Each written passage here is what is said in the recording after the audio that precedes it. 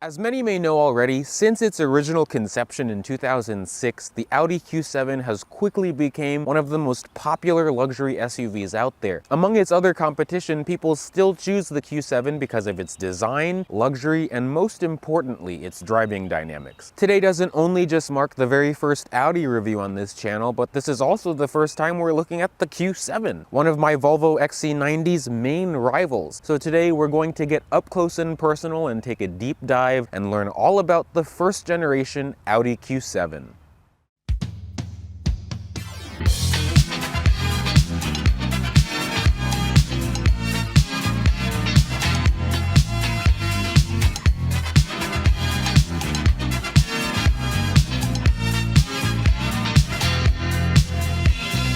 So welcome to the first ever Audi review on this channel. I do like Audis, especially the vehicles of this era. In particular, this first generation Q7 went from the 2006 model year all the way to 2015. In the United States, we got these in 2007. The Q7 is based on VW's PL71 platform, so that means it also shares the same platform as the VW Touareg and also the Porsche Cayenne. Of course, when Audi first marketed the Q7, it was intended to compete with other new and hot luxury SUVs like the Volvo XC90, the Acura MDX, Mercedes-Benz GL, and maybe the ML, BMW X5. You could even say maybe the Infiniti QX56 at the time too, but there was a lot going on back then. Audi first introduced the initial design of the Q7 at the 2003 New York International Auto Show. Audi did this to show off their plans for making a new SUV, and also a different SUV at that, because Audi designed this from the get-go as a more road-going SUV. Again, Audi released the Q7 to the United States for the 2007 model year, and they first dropped them with either a 3.6-liter VR6 or a 4.2-liter V8, both from VW. Europe, of course, got the diesel engines in the Q7 a little bit earlier than we did, but for the most part, the Q7 was globally the same SUV.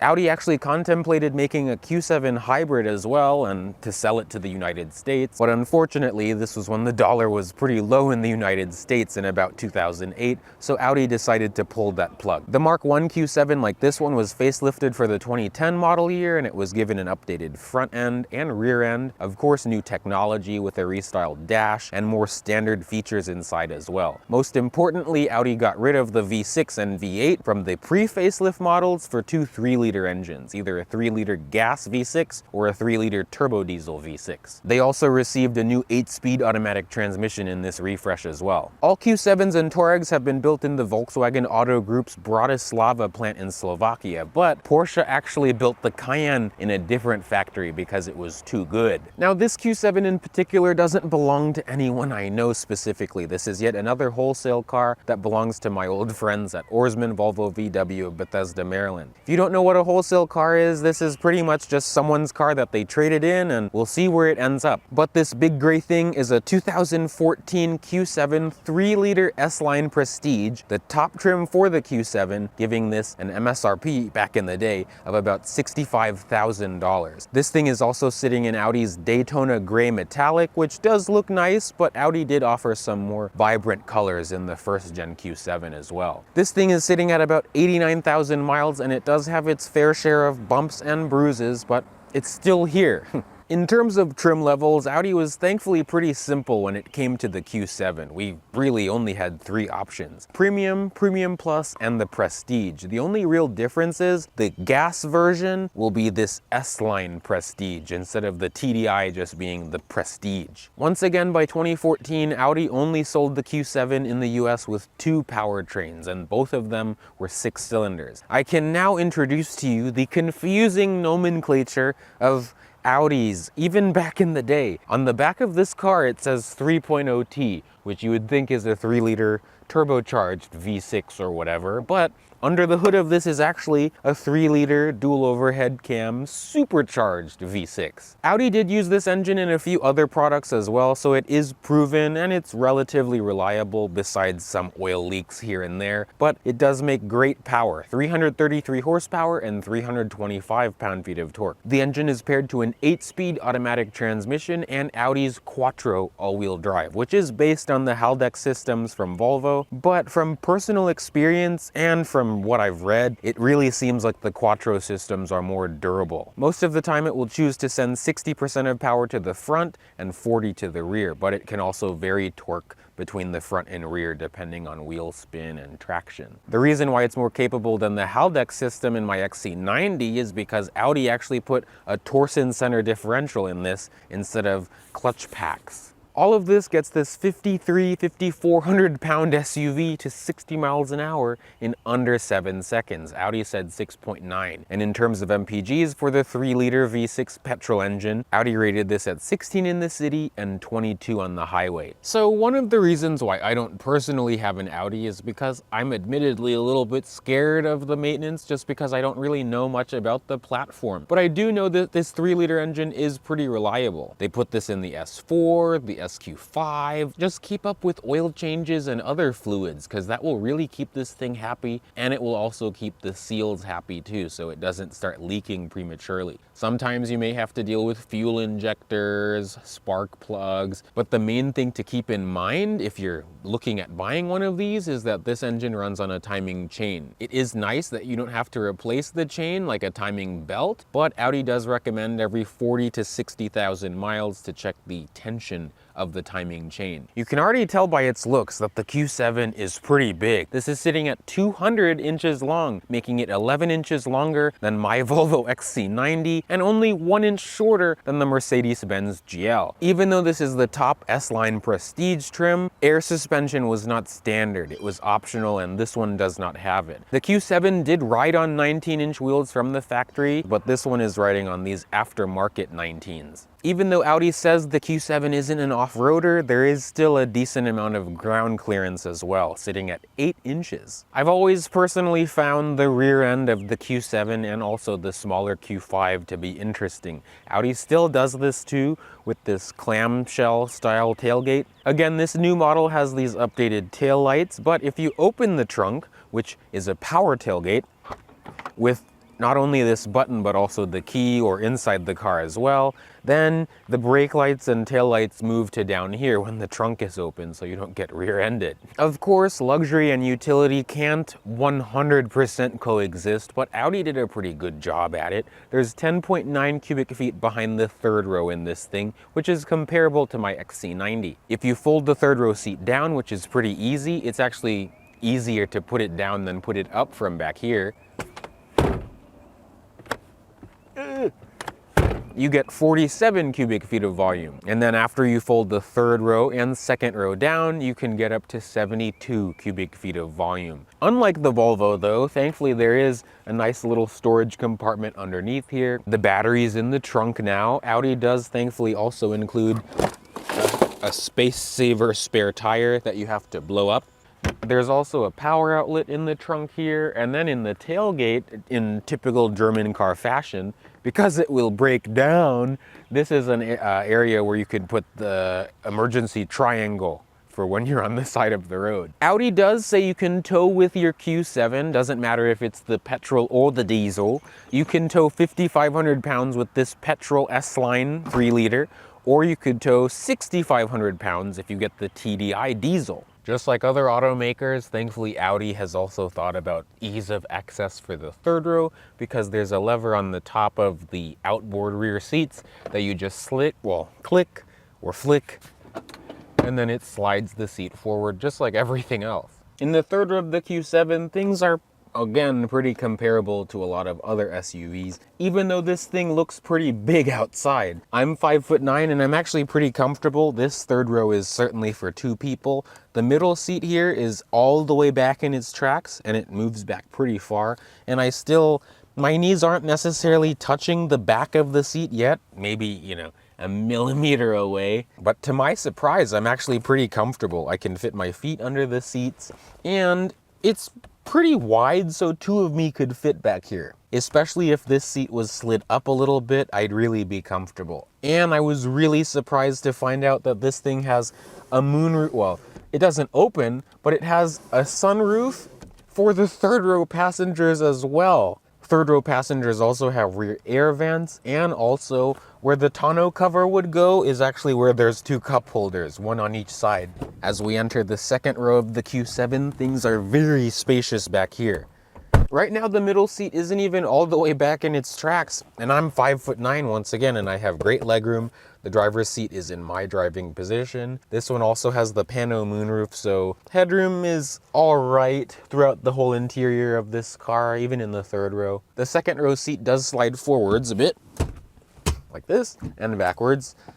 So second row passengers can get a lot more legroom. We have rear sunshades for the rear passengers. We have 4-zone climate control, so both rear passengers can control their temperature. Also, both rear outboard seats are heated. There's also 2 power outlets, and then there's thankfully air vents not only just on the back of the center console, but on the pillars as well. But it gets even better than that because there's ashtrays in the rear doors. Even though I love my car, in this back seat, I'm much more comfortable. It's a little bit wider. It's just a little bit more spacious back here. Now the sun has come out. I feel like a flower, but we can now experience the front seat of the Audi Q7. Just like the Touareg and also the Cayenne, we have a smart key system in the Q7, but it also is a flip key because you can not only start the thing with an actual key, but there's also a start button. So if you keep this anywhere inside the vehicle, you can push your foot on the brake and press the start button to go.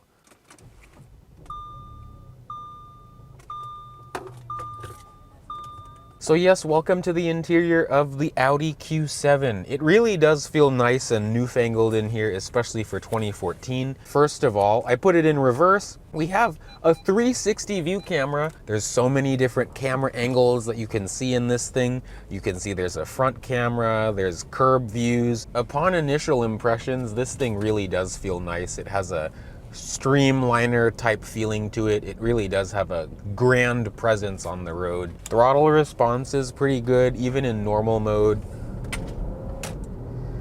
I've really grown to like this engine because this is about the second time I've driven this car actually. It's actually pretty nice. This thing is dynamic. It's not like a ridiculously sporty SUV like you're driving a Cayenne, but it's a nice medium ground from driving something soft and cushy like a Touareg or my XC90 to this. It's very quiet. It has a smooth ride. I was a little bit surprised to hear the interior rattle though. First of all, you can see we have this 3-spoked leather-wrapped steering wheel. It is heated and it also is power adjustable as well. It takes bumps well. This one does not have the air suspension, but it still takes the bumps well, even with the 19-inch wheels. But the steering wheel has a nice feeling to it. I like how it feels. It just feels like a car's steering wheel, kind of sporty car. There's paddle shifters on the back side of the wheel as well for added control for the transmission. There are some buttons on the wheel. The buttons on the left side control some of the audio functions, as well as scroll through some of the menus in the little information display, as well as the buttons on the right. The buttons on the wheel themselves don't do as much as you would think. Those are actually controlled by the right side wiper stalk. On the end of that, there's a few buttons and toggles to allow you to scroll through the different screens. The gauges do look quite nice. They do just give off the more, 2010s Audi era. Looks nice, very easy to read. Certainly no complaints on my behalf. I would only complain if I miss this light, which I won't. Yay! It corners well. This is uphill.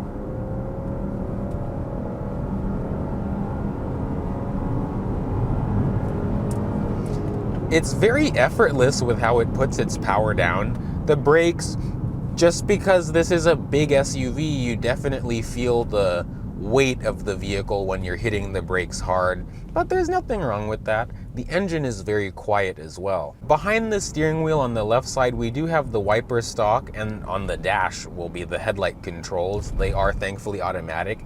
And on the right side, thankfully this thing does have rain sensing automatic windshield wipers as well. This thing really is loaded with technology because this one is the Prestige model. It has adaptive cruise control, pre-collision braking. Quattro is great too. I'd love to drive this in the snow. I like that this is more rear biased than the XC90, so it will make it feel a little bit more playful. The steering, even in this more normal driving setting, very smooth, very comfortable. No complaints on my behalf. In the center, you can see Audi's multimedia infotainment display. This is what they were using at the time. It's not too bad, but I'm not that crazy about Audi's infotainment just because it's more complicated than it needs to be. It's not touchscreen. It all relies on this joystick and assortment of buttons down here. That's what you use to control all of this. Once you get used to it, it is kind of intuitive, but I don't really like it, honestly. It's just a little bit more complicated than I would like, but that's just, I guess, because I'm not the target demographic for the Q7, I guess. It has been pretty responsive, especially for the age, and of course it's 2014 quality, so you shouldn't expect anything crazy, but it does feel nice and fancy because there's a whole lot of customization in this screen, not just for the audio system, which is great, this Bose system, but also for the infotainment, the lighting. All the vehicle controls are in this screen, which I like that aspect of it just because it makes it feel new and fancy. I do like the design of this interior. It has a nice comforting and more cockpit-like feeling. I feel more like I'm in a sedan than when I'm in my XC90. I don't know how that German engineering works, but they make it ride smooth on rough roads, but also body roll is at a minimum as well. It doesn't feel as big as it looks though. It has a nice nimble weight to the steering wheel, and just the whole platform feels well buttoned down and balanced, which I like. The seats in the Q7 are also quite comfortable. They're heated and cooled, the driver and passenger side seats. Of course, because it's Audi and it's this S-Line model, they offer a nice amount of support, so I'm actually very comfortable. I've not been uncomfortable. The center console creaks just as much, maybe a little bit more than my XC90. Anytime I rest my elbow on the armrest, it makes noise. It does feel nice, it's nice and soft. There's a cup holder built into it, and also there's two different stages of storage. The glove box is also, I don't know, kind of unnecessarily fancy as well. Just like a brand new car, it's actually a button that electronically releases the thing. So it's cool, but you know, little things like that I don't really need, and that's why I have a more simple car myself. But I do like this thing a lot. I've certainly been satisfied.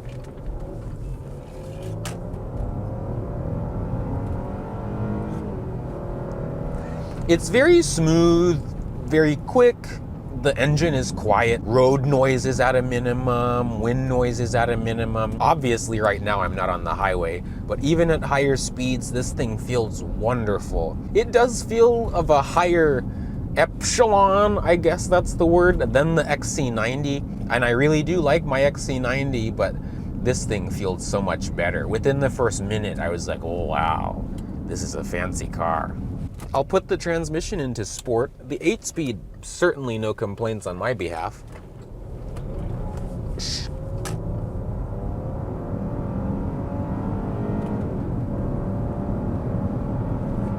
Yeah, you know, it's good power. It doesn't feel faster than the V8, so that's good for me. I like that in sport mode, I can feel that it sends a little bit more power to the back. I just feel like it's just so much more playful. This is not the type of SUV though to want to go corner carving. I would still, if I wanted a performance SUV, get the Cayenne, or myself realistically, I'd get the Acura MDX. I actually don't want to go this way. Actually, I do need to go this way. Look at me being a Bethesda idiot. My goodness, we can go into sport mode again and then see all these people. Kick down.